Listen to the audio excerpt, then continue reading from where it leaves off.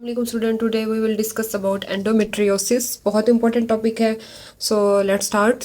First of all इसकी definition की अगर बात करें तो इसमें क्या होता है, इसमें जो है एंडोमेट्रियल टिश्यू जो होता है उसकी फॉर्मेशन हो जाती है outside of the uterine cavity.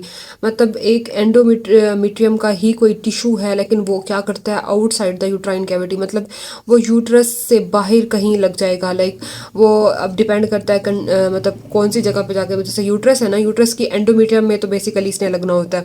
अब इसमें एंडोमेट्रियोसिस में क्या होता है बेटे, इम्प्लांटेशन हो जाती है एंडोमेट्रियम के ही टिश्यू की, लेकिन वो कहाँ होगी, आउटसाइड द यूट्राइन कैविटी।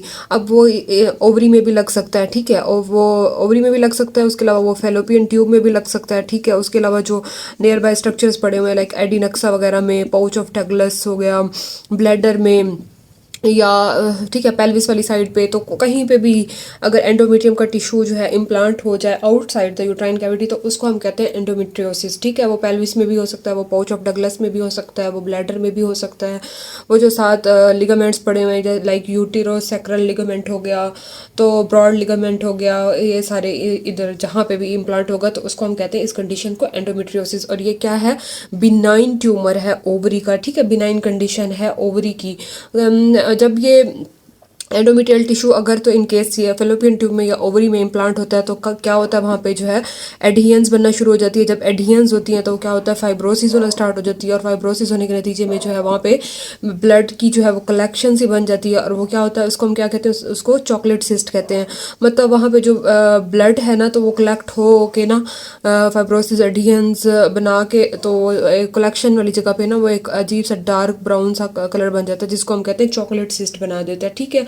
और उसके अलावा जो है अगर इंसिडेंस की बात करूँ तो वो 5 to 10% इंसिडेंस है ऑल रिप्रोडक्टिव एज की वुमेन में। तो मतलब 5 से 10% चांस है कि किसी भी रिप्रोडक्टिव एज में ये जो है एंडोमेट्रियोसिस हो सकता है। उसके अलावा जो है ये अगर मैं बात करूँ तो ये जो एंडोमेट्रियोसिस है ये भी जो है एस्ट्रोजन पे डिपेंडेंट होता है। अगर इन केस बॉडी में एस्ट्रोजन है तो तब भी ये ग्रो करेगा। अगर एस्ट्रोजन लेवल जो है कम हो जाए, या इन केस जैसे मीनोपाज होता है तो उसमें क्या होता है, उसके बाद जो है एस्ट्रोजन लेवल बिल्कुल ख़त्म हो जाता है, तो तब हम इन केस एंडोमेट्रियोसिस हो ही नहीं सकता, ठीक है। तो मीनोपाज वाली औरत में जो है एंडोमेट्रियोसिस होने के चांसेस बहुत कम होते हैं। अच्छा, उसके बाद बेटे अगर हम थ्योरी के या इटियोलॉजी की बात करें तो इटियोलॉजी में क्या होता है, उसने 3 तरह की थ्योरीज दी हुई हैं। कि पहली थ्योरी ये है कि इसको उसने कहा हुआ है कि सैम्पसन्स इम्प्लांटेशन थ्योरी, ठीक है। इस थ्योरी के मुताबिक सैम्पसन्स इम्प्लांटेशन थ्योरी, इस थ्योरी के मुताबिक पता है क्या, वो ये कहता है कि बाज़ औक़ात क्या होता है, जब मेंसेस आते हैं तो क्या होता है कि जो मेंस्ट्रुअल ब्लड होता है, जैसे ये ओवरी फेलोपियन ट्यूब है ना, तो कहते हैं जब पीरियड्स होते हैं या मेंसेस होते हैं तो क्या होता है, बाज़ औक़ात जो मेंस्ट्रुअल ब्लड है ना, तो वो उसका जो है आउटफ्लो हो जाता है टुवर्ड्स फेलोपियन ट्यूब या ओवरी की तरफ, तो बैक फ्लो हो सकता है, मतलब रीगर्जिटेशन हो सकती है, रेट्रोगर्जिटेशन हो सकती है मेंस्ट्रुअल उसकी मेंस्ट्रुअल ब्लड की।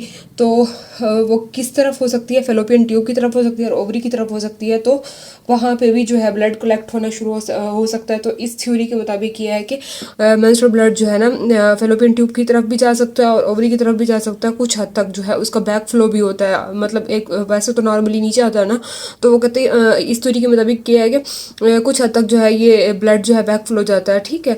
तो सबसे पहली थ्योरी क्या है, सैम्पसन्स इम्प्लांटेशन थ्योरी। दूसरी थ्योरी बेटे है वो, उसको कहते हैं हम सिलोमिक मेटाप्लाज्मिक थ्योरी। इस थ्योरी के मुताबिक क्या है, दूसरी थ्योरी का नेम है मयर्स सिलोमिक एपी, ठीक है, इसका नेम है मयर्स सिलोमिक सिलोमिक मेटाप्लेजिया थ्योरी।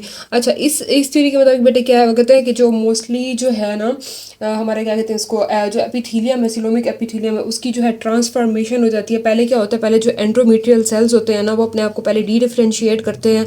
अब एंडोमेट्रियल सेल्स पहले जो है अपने आप को डी डिफ्रेंशिएट करेंगे, देन जो है वो उसके बाद जो है अब ये एंडोमेट्रियल सेल्स कहाँ लाइन कर रहे होते हैं, ये जो है मुलेरियन डक्ट्स वगैरह को लाइन कर रहे होते हैं। तो वो कहता है बेटा जो एंडोमेट्रियल सेल्स जो है ना, सॉरी एंडोमेट्रियल नहीं, पेरिटोनियल सेल्स, ठीक है, पेरिटोनियल सेल्स। तो ये पेरिटोनियल सेल्स क्या होते हैं, ये मुलेरियल डक्ट को लाइन कर रहे होते हैं, ये पहले अपने आप को डी डिफ्रेंशिएट करके देन कन्वर्ट हो जाते हैं एंडोमेट्रियल सेल्स में, ठीक हो गया। तो इस थ्योरी के मुताबिक ये है कि मयर सिलोमिक थ्योरी में कि मेटाप्लेजिया होता है, कि मतलब एक सेल दूसरे सेल में कन्वर्ट हो जाता है। एक सेल की एपिथीलियम जो है पहले पेरिटोनियल सेल्स की जो एपिथीलियम होती है ना, जो कि मुलेरियन डक्ट वगैरह को लाइन कर रही होती है, ये सेल्स अपने आप को डी डिफ्रेंशिएट करके एंडोमेट्रियल सेल्स में कन्वर्ट हो जाते हैं।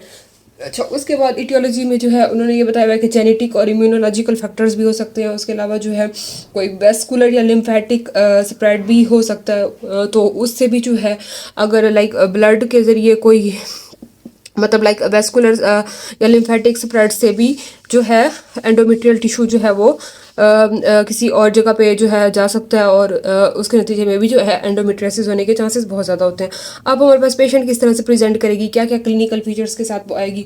तो बेटे सबसे पहले जो है उसको क्लिकी पेन होगा, ठीक है, उसको बहुत ज़्यादा पेन होगा, और उसके अलावा जो है पेल्विक पेन होगा, ये क्लिकी पेल्विक पेन होगा उसको। और दूसरा जो क्लिनिकल फीचर वो आएगी वो कहेगी हैवी मेंस्ट्रुअल ब्लीडिंग होगी उसको बहुत ज़्यादा। उसके अलावा जो है वो बहुत ज़्यादा थकावट होगी उसको, स्वेयर फटीग के साथ आएगी, ये साइन एंड सिम्टम्स लेके आएगी।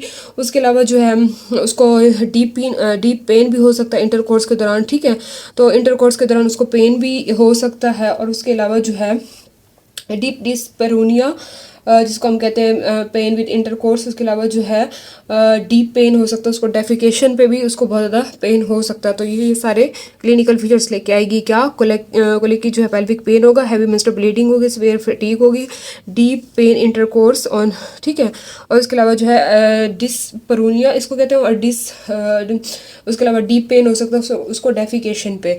अच्छा, उसके बाद जो है अगर हम डायग्नोसिस की बात करें तो क्या क्या डायग्नोसिस किस तरह से हम इसको कर सकते हैं। तो सबसे पहले बेटे क्या फिजिकल एग्जामिनेशन जब हम उसका करेंगे ना तो तब हम देख सकते हैं कि कोई टेंडरनेस वगैरह तो नहीं है, कोई मैस वगैरह तो नहीं है। उसके अलावा जो है हम पाउच ऑफ डगलस वगैरह को भी एग्जामिन कर लेंगे, हम जो है थिकनिंग देख लेंगे, नोडुलरिटी देख लेंगे, कोई एडिनेक्सल मास अगर पड़ा हुआ है तो हम वो भी देख सकते हैं और सारा। उसके अलावा जो दूसरी जो है डायग्नोसिस हम ट्रांसवेजाइनल अल्ट्रासाउंड स्कैन करवा के उस पर जो है हमें किसिंग ओवरीज नज़र आएंगी, मतलब जो है दो ओवरीज जो है आपस में मिलिटी होंगी, लाइक ओवरीज बहुत ज़्यादा आपस में क्लोजअप हुई हुई होंगी, तो उसको हम कहते हैं किसिंग ओवरीज, ठीक है। तो इस तरह से दिखाई देंगी कि जैसे किसिंग ओवरीज की तरह, ठीक है। उसके अलावा जो है हम MRI करके भी हमें पता चल सकता है कि एंडोमेट्रियल टिश्यू कहाँ पे पड़ा हुआ है। उसके अलावा लेप्रोस्कोपी कर सकते हैं हम, ये भी एक अच्छा तरीका है जिससे जो है हम कैमरा इंसर्ट करके हम देख सकते हैं कि कहाँ का एंडोमेट्रियल टिश्यू है।